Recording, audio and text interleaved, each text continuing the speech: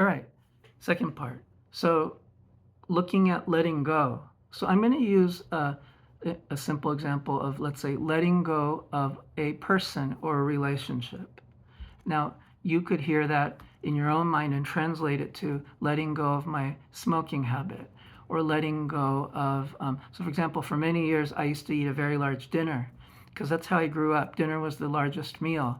But as I grew older, I realized nighttime was the time when my digestion was least effective. And so I thought it's not a great idea to have my biggest meal be dinner.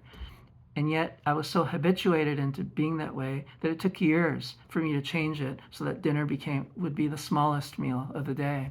So whether it's a relationship or like drugs and alcohol or simple living patterns that aren't necessarily beneficial to oneself or to others, there's a letting go. Now, let's say the example I'm using is letting go of a person or letting go of a relationship. Well, we can say, yeah, I'm going to try to let go of this person, but that doesn't make sense, right? Because we're actually not attached to a person, right? Because if we were attached to a person, we'd need to be next to them, right? And that's not what it's about, right? So, for example, if you think you're attached to a person and that person calls you and says, hey, let's get back together, that person may call you from the other side of the world, so they're not any closer, but suddenly you don't feel the same way as before that person says that. So it's not an attachment to a human, like to a physical human being. I would say it's an attachment to an idea or a relationship. Yeah. Now, I think there are many ways to talk about this, but one way to talk about this is I would say it's an attachment to a bunch of stories and narratives that one has that involve this other person, whether it's who that person is, all the dreams and goals and ideas that you had that you have already shared, the history as well as future plans and dreams that you had planned and talked about and reveled in. Yeah, and all the daily interactions, the hellos and the hugs and the conversations that were filling your days. Yeah. And then, so all these stories, but then you yourself, who you are, I would assert, is a bunch of stories too. For example, I'm a man, or I'm a certain kind of person who likes this and who doesn't like that, and who gets excited about this and gets turned off by that. All these are stories. So there's stories about who I am, and there's stories about this person and the relationship. And the image, the prop that I have, and I didn't have to create this prop because I just opened a drawer, is I just have all these wires. So think of this as a person. This is a self. And each of these strings or these wires is a story or a narrative. Now, this is just probably about 5 or 6 wires, but think of a human being as being 10,000 to 100,000 of these wires bundled together like this, in no particular order. And let's suppose this red wire this red wire and one of these black wires has to do with a relationship. So the idea of letting go of a person to me is a little bit of like trying to let go of this red thing and this black thing. So I'm holding on to this bundle of wires, but now I'm just going to let go of the red and black thing. Well, nothing really happens because they're so entwined, they're so integrated into the self. And I think that's why it's hard for many of us when something like a relationship ends or we're involved in some addictive process or a behavior like eating. So, for example, eating big dinners was a huge part of my life. It's a huge part of who I was growing up, teenager, early 20s and 30s. So it's completely embedded in who I am. So if eating a big dinner was this red wire, I let go. Well, it's still part of me. It doesn't change. So my experience was I would eat a giant dinner in my 40s and I would be stuffed and feeling like crap. And I'd think, I can't do this anymore. Tomorrow I got to eat a small dinner. And then the next day at dinner, I would be eating and I would forget. Or even if I remember, I'd be like, screw this. I'm not, this isn't enough. And then I'd be stuffed and I'd be like, oh no, I feel like shit again. Over and over for months and years. Because the red wire is still a part of who I am. It's integrated into self. So the question becomes, how do you let go of the red wire? Or how do you let or if it's a relationship and you have a red wire and about 57 other black wires in this bundle of 1,000 wires, how do you let go of those wires? I would say, and in my own experience, the easiest and simple way is to let the whole thing go. Then the whole thing's gone. Now you might say, well, then don't you let go of all your good things? Like, what if you have a good friendship? Aren't you letting that go? But what if you have good stories about yourself? Like, hey, I'm a pretty decent human being. I try my best to be good, and I meditate every day. But aren't I letting that go too when I let go? And I would say, yeah, but I can't think of a better way to let go of 57 out of 1,000 wires. It's just too much. Just let the whole thing go. Now, this is where I come back to this idea of self-correction. And you might have to question this, and it's fine to take a cynical view of what I'm about to say. But my experience is that things have a way of self-correcting. That when I let go of this whole bundle called self, and I'm not sticking my finger in there trying to pull out the red wire, black wire, or design, one wire just automatically, oh look, it's self-corrected. One wire just unbundled itself out of this mass of wires. But that wasn't even planned. But, or maybe I had it down. No, I didn't. But, so wait, that was so fortuitous. I just lost track of my thinking. So when my experience is that when the self is completely released, there's a certain level of self-correction that happens. And by self-correction, just like the meditation can self-correct, the self can self-correct. I'm not correcting myself. I'm not fixing myself. Just like I'm not fixing the way I talk when I listen to a recording in the example I gave earlier.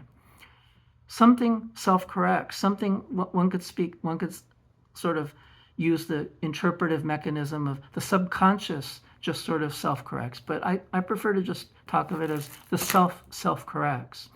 And it self-corrects in the movement of, let's say, healing or openness, wholeness. And so those things, like let's say this wire is an attachment that's no longer helpful. And let's say it's an attachment to a human being who's no longer a part of my life. Let's say they're even dead. So for me to cling and suffer doesn't support the organism of self. So when it's allowed just to be, sometimes it has a way of just undoing itself, just like it did right here. I suppose if I keep dropping this, everything will self-correct. I think this is a beautiful metaphor. If I keep dropping this bundle, I don't know if you're noticing, but everything sort of unbundles itself. And I think that's a perfect metaphor for my experience of what happens when we let go of the entirety of self. So we're not letting go of a person, we're not letting go of a behavior, we're not letting go of a thing, we're just letting go of the whole thing of self. Now, 8 minutes. Wow, this prop worked out perfectly. Now let me just stick this mess back in my drawer. So, my hair here, it's an awkward length here, but so where was I? Oh yeah, so going back to this original statement of willpower doesn't work. And my assertion is that willpower tends not to work so well when it comes to the second aspect of the spiritual life, of letting go of unhelpful behaviors and ideas and things. Now, why? Well, first of all, it's hard to just pull out a little strand out of the convoluted mass of self that's entwined anyways. So my assertion is that it's best just to let the whole thing go. But let's say this is me, and I'm thinking, right? I'm thinking, I have to let go.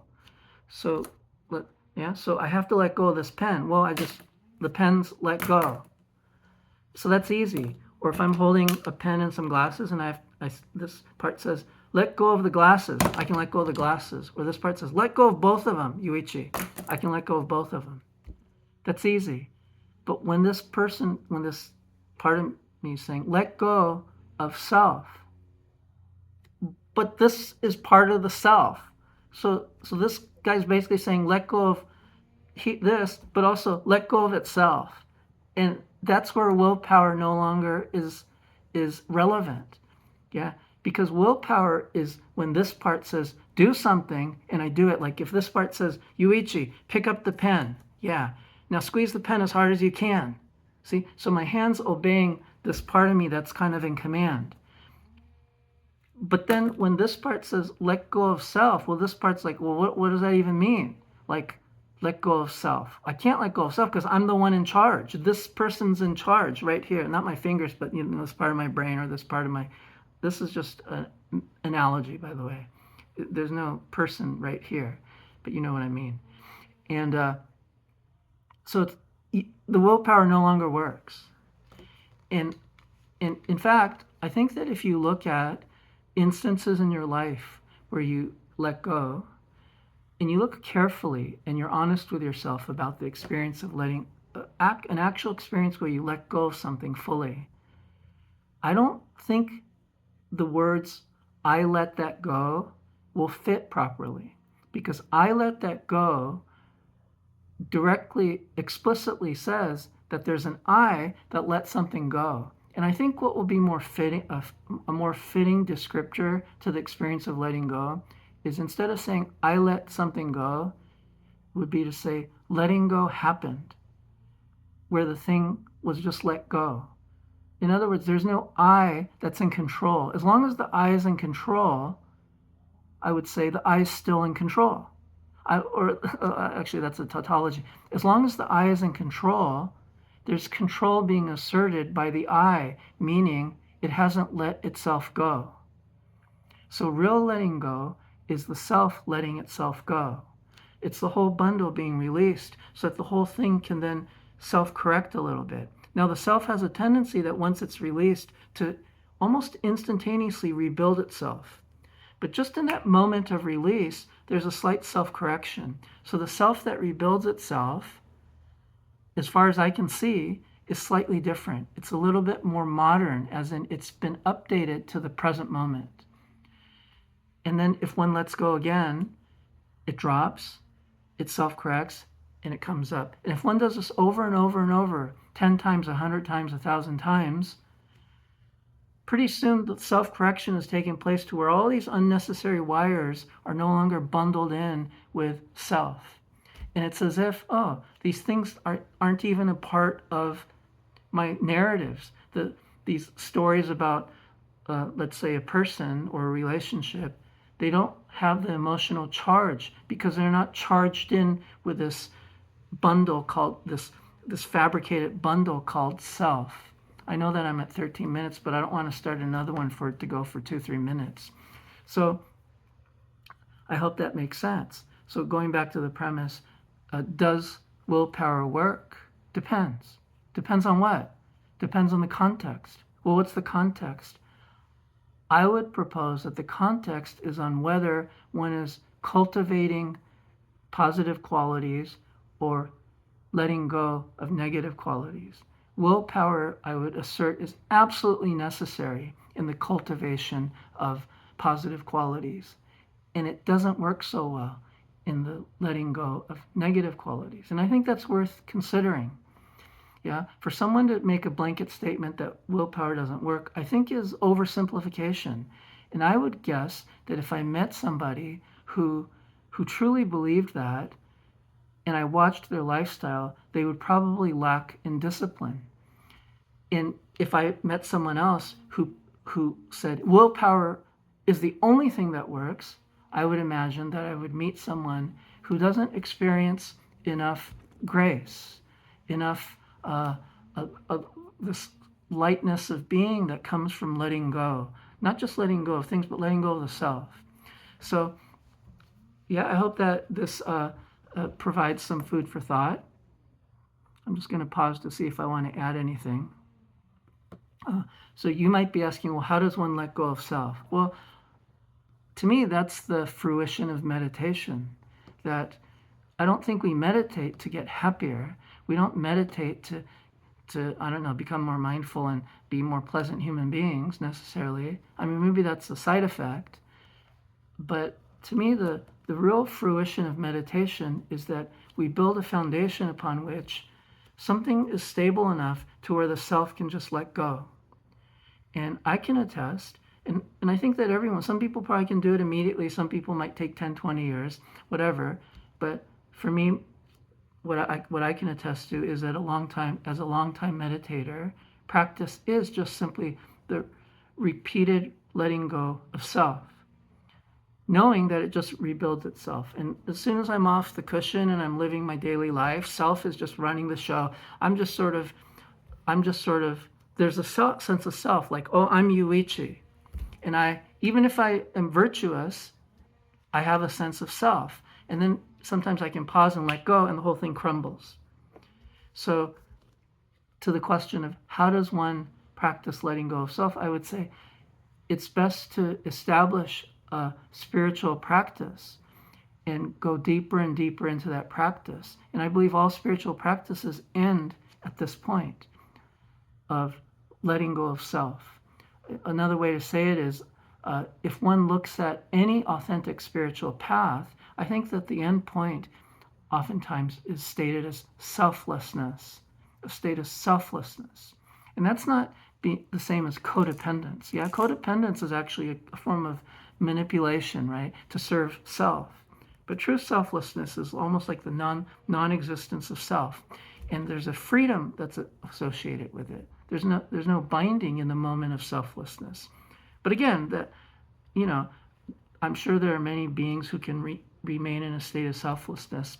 But my experience is that selflessness occurs, and then I can maybe try to remain in it for a few moments, and then I notice the self sort of erecting itself again, and then let go, and up, over and over. But the self gets weaker and weaker in that process. All right, hope you've enjoyed this.